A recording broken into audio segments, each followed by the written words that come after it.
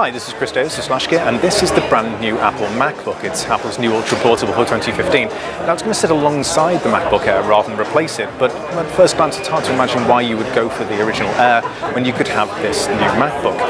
It's a lot thinner than the MacBook Air, so it's only 13.1 millimeters thick at its thickest point at the rear.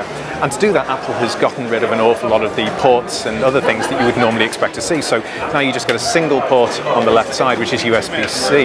Now, USB-C, you can't hardly heard, it's not something Apple developed, but they co-developed it with a number of other computer manufacturers, and it allows you to use multiple different adapters with the same port. So one port there can handle both power, USB, DisplayPort, HDMI and VGA, all with the right adapters.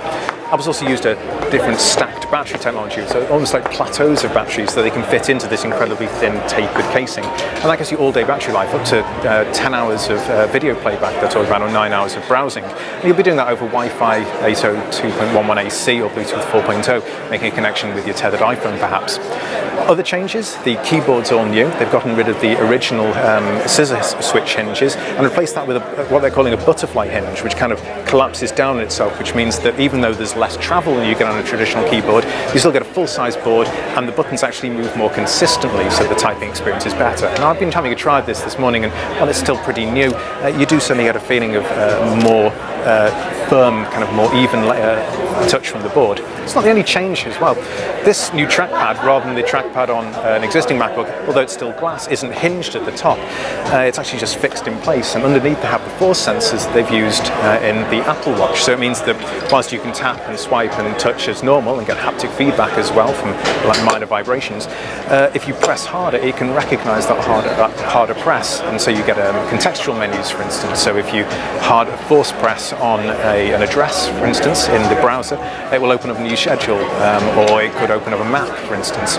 If you force press on a word, then you might get a definition from Wikipedia.